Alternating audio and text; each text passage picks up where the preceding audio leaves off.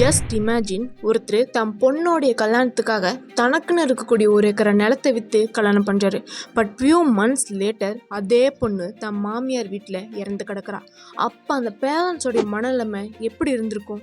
வெறும் ஒருத்தருக்கு நடக்கக்கூடிய ரேரான இன்சிடென்ட் கிடையாது. It happens repeatedly many times in many places. இந்த ஒரு சீனை பாருங்க. தீபாவளி வருத உங்க சம்பந்தி மாப்பிள்ளைக்கு என்ன பண்ணுவாரு? மூக்கால அழுவாரு, எதையும் கேட்காதீங்கன்னு. இதுவே நாம பார்த்த பொண்ணை கட்டி வச்சிருந்தா என் புள்ளைக்கு மோதிர என்ன தங்க கிரீடமே கிடைச்சிருக்கும். வந்து வாச்சாளு வெறுங்கையோட. உங்க கால விழுந்து கேட்டுக்கிறாங்க மாமா. நீங்க அத்தை கிட்ட சொல்லுங்க மாமா. மாமா நான் சொல்லணும்னு தாமா நினைக்கிறேன். ஆனா நீ உயிரோட இருந்தா என் பையனுக்கு வேற கல்யாணம் பண்ண முடியாது.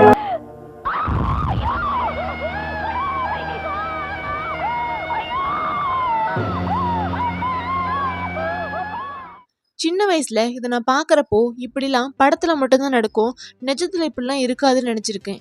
பட் லேட்டராக தான் புரிஞ்சுக்கிட்டேன், ரியாலிட்டியில் இதை விட மோசமான இன்சிடென்ட்ஸ்லாம் நடந்திருக்கு அண்ட் நடந்துக்கிட்டே இருக்குன்னு. கொஞ்சம் யோசிச்சு பாருங்க, தான் அம்மாவோடைய கொலைக்கு சொந்த மகனே விட்னஸாக மாறுதுங்கிறது எவ்வளோ பெரிய கொடுமை. அதுவும் தான் அப்பா தான் அந்த கொலைகாரன்னா அந்த பையனுடைய நிலைமை இதுதான் இப்போ நொய்டாவில் நடந்திருக்கு. கல்யாணம் ஆகி 9 வருஷம் கழிச்சு கொடுத்த வரதட்சணை பத்தலன்னு ஹஸ்பண்டும் மாமியாரும் சேர்ந்து 26 வயசான நிக்கி பாட்டியாவை கொலை பண்ணியிருக்காங்க. இத்தனைக்கும் 2016 நிக்கியோடைய வீட்டில் 1/2 கிலோ தங்கமும் மகேந்திரா ஸ்கார்பியோவும் வரதட்சணையாக கொடுத்துருக்காங்க. அது மட்டும் இல்லாமல் இந்த 9 வருஷத்தில் நிக்கியோடைய ஹஸ்பண்டான விபின் எந்த ஒரு வேலைக்குமே போனதில்லைன்னு சொல்கிறாங்க. செலவுக்கு காசுமே நிக்கியோடைய வீட்டில் இருந்து தான் வாங்கிட்டு இருந்திருக்காங்க. விபினுக்கு தம்பி ஒருத்தர் இருக்கான். இவனுக்கு நிக்கியோடைய சிஸ்டர் கூட தான் மேரேஜ் ஆயிருக்கு. ஸோ இவங்க 2 பேருடைய பிளானுமே வேலைக்கு போகாமல் தன் மாமனார் மாமியோடைய காசுலேயே வாழ்ந்து செத்துடணுங்கிறது தான். இதில் எனக்கு என்ன புரியலன்னா, ஏற்கனவே ஒரு பொண்ணை கொடுத்து இவ்வளோ கஷ்டப்படுறப்போ எதுக்காக இன்னொரு பொண்ணையும் கொடுத்தாங்கங்கிறது தான். நீங்கள் நினைக்கலாம் 9 வருஷமா ஏன் அந்த பொண்ணு அவ்வளோ கஷ்டத்தையும் தாங்கிட்டு அங்கேயே இருக்கணும்னு. அதுக்கு காரணம் எத்தனையோ தடவை நிக்கி அந்த அப்யூஸ் எல்லாம் தாங்க முடியாமல் வீட்டுக்கு போயிருக்காங்க. பட் நிக்கியோடைய பேரண்ட்ஸ் அகைன் அண்ட் அகைன் நிக்கியை கன்வின்ஸ் பண்ணி அந்த மிருகத்தோடைய வீட்டிலையே கொண்டு வந்து விட்டுருக்காங்க. இது யாரோடைய தப்பு? இந்த அபியூஸ்லாம் தாங்க முடியாமல் தான் வீட்டுக்கு போன நிக்கியோடைய தப்பா? சொசைட்டி என்ன சொல்லும், தன்னை சுற்றி இருக்கிறவங்களாம் என்ன பேசுவான்னு நினச்ச நிக்கியோட பேரண்ட்ஸோடைய தப்பா? இல்லை கல்யாணம் பண்ணி கொடுத்தா புருஷன் வீட்டில் பொறுத்துக்கிட்டு வராமல் இப்படி அப்பா அம்மா வீட்டில் வந்து இருக்குது பாருன்னு தினம் வார்த்தையாலையும் பார்வையாலையும் அடிக்கக்கூடிய இந்த சொசைட்டியோடைய தப்பா? Every single day 18 women die in India because of dowry. சில பேர் தன்னுடைய மாமியார் கையிலையும், சில பேர் தன்னுடைய ஹஸ்பண்ட் கையிலையும், சில பேர் அந்த கஷ்டத்தை தாங்க முடியாமல் தான் உயிரை தானே எடுத்துக்கிறதுன்னு எத்தனையோ பேர் இறந்துருக்காங்க. பட் த ஷாக்கிங் பார்ட் என்னன்னா, இதெல்லாம் நடக்கிறது 80sலேயோ 90sலேயோ கிடையாது. மாடர்ன் இந்தியா, அர்பன் சிவிலைசேஷன், ஏஐன்னு சொல்லக்கூடிய 2025. உண்மையை சொல்லப்போனால் டவுரி ஹராஸ்மெண்ட் வெறும் சோசியல் ப்ராப்ளம் கிடையாது, இது காலங்காலமாக பரவிட்டு இருக்கக்கூடிய ஒரு தொற்று நோய். According to national crime records இன் 2022 மட்டுமே 6753 பெண்கள் டவுரி ஹராஸ்மெண்ட்னால இறந்து போயிருக்காங்க. இதில் உத்தரப்பிரதேஷ், மத்திய பிரதேஷ், பீகார் தான் டாப் லிஸ்ட்டில் இருக்கக்கூடிய ஸ்டேட்ஸ். நீங்கள் நினைக்கலாம் வில்லேஜஸ் அண்ட் ரூரல் ஏரியாஸில் மட்டும்தான் இப்படிலாம் நடக்கும்னு. கிடையாது. சிட்டிஸ் லைக் சென்னை, மும்பை, டெல்லி, கொச்சி, பெங்களூர்லேயும் high profile dowry cases register ஆகிட்டு தான் இருக்குது.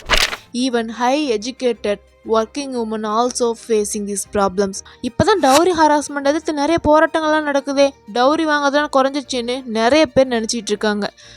டவுரி ஹராஸ்மெண்ட் எதிர்த்து இப்போ ஒன்றும் போராட்டங்கள் ஸ்டார்ட் ஆகலை. 1978 வரதட்சணை கொடுமையை எதிர்த்து போராட்டங்கள் நடந்திருக்கு. 1978 அந்த வருஷத்தில் மட்டுமே 200 கல்யாணம் ஆன பெண்களை இன்லாஸ் எரிச்சு கொலை பண்ணியிருக்காங்க.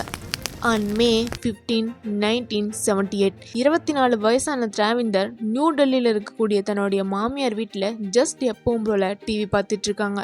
அப்போ சடனாக வந்த அவங்க மாமியார் திராவிந்தர் மேலே கெரோசிலினை ஊற்றிருக்காங்க. அவங்க sister in law who was a college student at the time நெருப்பை பற்ற வச்சு கெரோசிலினாக நனைஞ்சிருந்த திராவிந்தர் மேலே போட்டிருக்காங்க.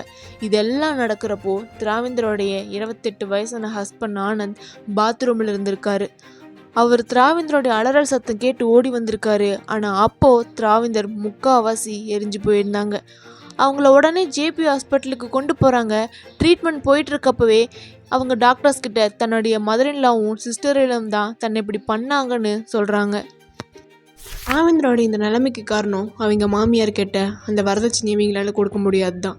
இந்த மாதிரி கல்யாணம் ஆகி 1 மாதம் 2 மாதம் 1 நாள் 2 நாள் ஏன் கல்யாணம் ஆகி அடுத்த நாளே பெண்கள் இறக்குறதுங்கிறது சர்வ சாதாரணமாக ஆயிடுச்சு. நீங்கள் நினைக்கலாம் அவ்வளோ கஷ்டத்தை தாங்கிட்டு ஏன் அங்கே இருக்கணும், ஒன்று கேஸ் ஃபைல் பண்ணலாம் இல்லை தன்னுடைய வீட்டுக்கு வந்துடலான்னு. நிறைய பெண்களுக்கு வரதட்சணை கொடுமைகள் எதிர்த்து கேஸ் ஃபைல் பண்ணலாங்கிற ஒரு அவேர்னஸே தெரியாமல் இருக்குது.